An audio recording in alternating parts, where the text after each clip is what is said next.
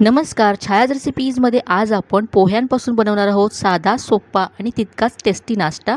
तर यासाठी इथे मी 1 वाटी पोहे घेतलेत। यामध्ये आता भरपूर पाणी घालायचे आहे आणि पोहे स्वच्छ धुवून घ्यायचे।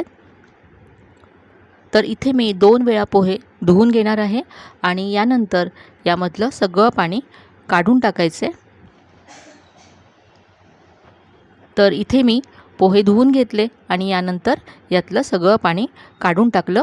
आता या रेसिपीसाठी आपल्याला पोहे अगदी सॉफ्ट हवे, म्हणून या पोह्यांमध्ये आता थोडंसं पाणी घालायचं आहे आणि पोहे भिजत ठेवायचे। तर यामध्ये मी साधारण पाव कप इतकं पाणी घालते आणि हे आता पोहे आपण असेच बाजूला ठेवून देऊया, म्हणजे छान सॉफ्ट होतील। तर इथे पहा 5 मिनिटांनंतर हे पोहे छान असे सॉफ्ट झालेत, अगदी मऊ झालेत। तर हे आता आपण हाताने छान कुस्करून घेऊया।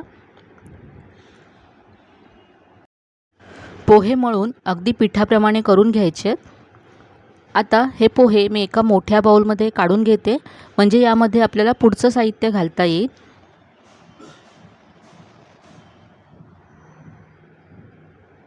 तर इथे सगळे पोहे मी या बाउलमध्ये काढून घेतले। आता यामध्ये 2 चमचे दही घालायचं आहे। थोडंसं आंबट दही घ्यायचं आहे, यामुळे चव खूप छान येईल रेसिपीला। मिक्स करून घेऊया। दही पोहे मिक्स करून घेतल्यानंतर यामध्ये तांदळाचं पीठ घालायचं आहे। तर इथे मी अर्धी वाटी तांदळाचं पीठ घेतलं आहे। ज्या वाटीने आपण पोहे मोजले होते त्याच वाटीने मोजून इथे अर्धी वाटी तांदळाचं पीठ घ्यायचं आहे। हे सुद्धा पोह्यांबरोबर मिक्स करून घेऊया। आता यामध्ये पाणी घालायचं आहे।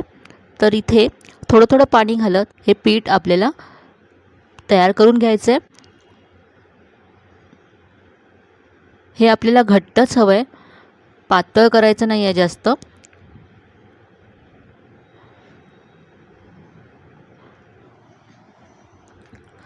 तर थोडं थोडं पाणी घालत हे स्मूथ असं तयार करून घेतलं आहे आणि हे पाहू शकता तुम्ही, हे असं घट्टच आहे। इथे मी सगळं 1 वाटी पाणी घातलं।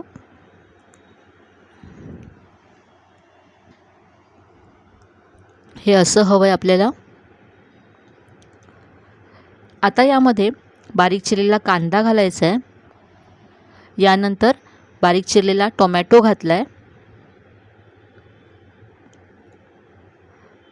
बारीक चिरलेली हिरवी मिरची घालते आहे। तुम्ही यामध्ये तुमच्या आवडीप्रमाणे भाज्या घालू शकता।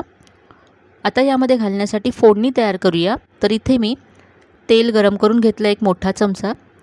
यामध्ये अर्धा चमचा मोहरी घालायची आहे। मोहरी तडतडली की अर्धा चमचा जिरं घातलं आहे आणि थोडासा कढीपत्ता घातला आहे। गॅस बंद केला। आता ही फोडणी आपण जे पोह्यांचं मिश्रण तयार केलं होतं त्यामध्ये घालायची आहे। भाज्यांमध्ये तुम्ही बारीक चिरलेली शिमला मिरची, स्वीट कॉर्न, मटारचे दाणेसुद्धा वाफवून घालू शकता। ही जी आपण फोडणी घातली त्यामुळे रेसिपीला खूपच छान चव येते। चवीप्रमाणे इथे मी आता मीठ घातलं। सगळं मिक्स करून घेऊया।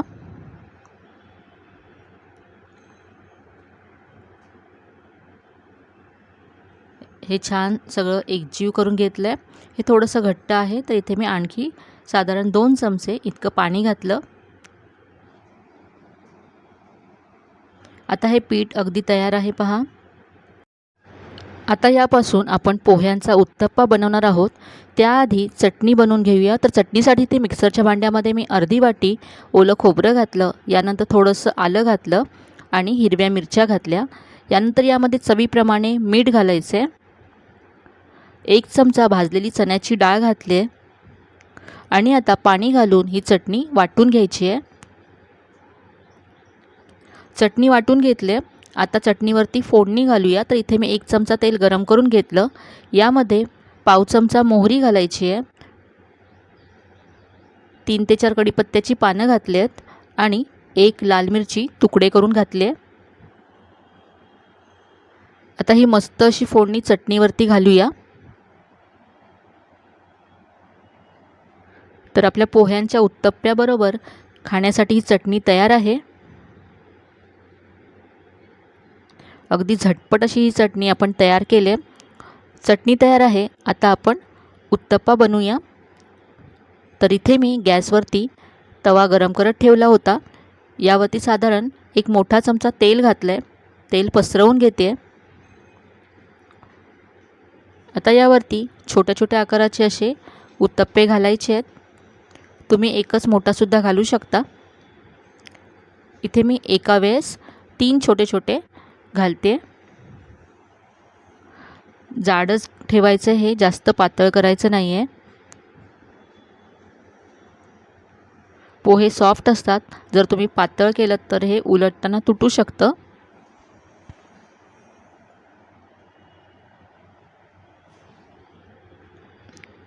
एका बाजूने हे आपण आधी भाजून घेऊया आणि नंतर उलटूया।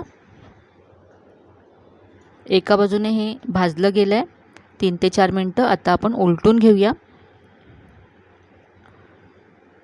तर या रेसिपीमध्ये आपण इनो, सोडा असं काही वापरलेलं नाही आहे, तरी अगदी मस्त अशी रेसिपी होते।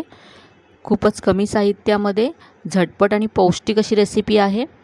पोहे तर आपल्या घरी नेहमीच उपलब्ध असतात, तर ही रेसिपी तुम्ही नाश्त्यासाठी अगदी झटपट कधीही बनवू शकता। घाईच्या वेळेससुद्धा अगदी पटकन होईल अशी रेसिपी आहे। तर हे पहा, मी दोन्ही बाजूने हे छान भाजून घेतलेत, अगदी खरपूस झालेत, रंगसुद्धा खूप मस्त आला आहे।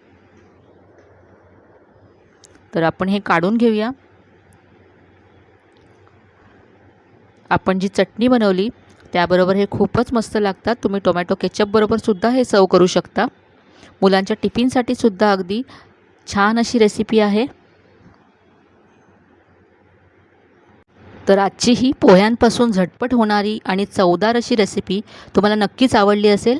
रेसिपी कशी वाटली कमेंटमध्ये नक्की कळवा। रेसिपी जर आवडली असेल तर व्हिडिओला जास्तीत जास्त लाईक करा, शेअर करा। चॅनलवर नवीन असाल तर चॅनलला सबस्क्राईब करायला विसरू नका। पुन्हा भेटूया अशा छान छान आणि नवीन नवीन रेसिपीसह। तोपर्यंत धन्यवाद।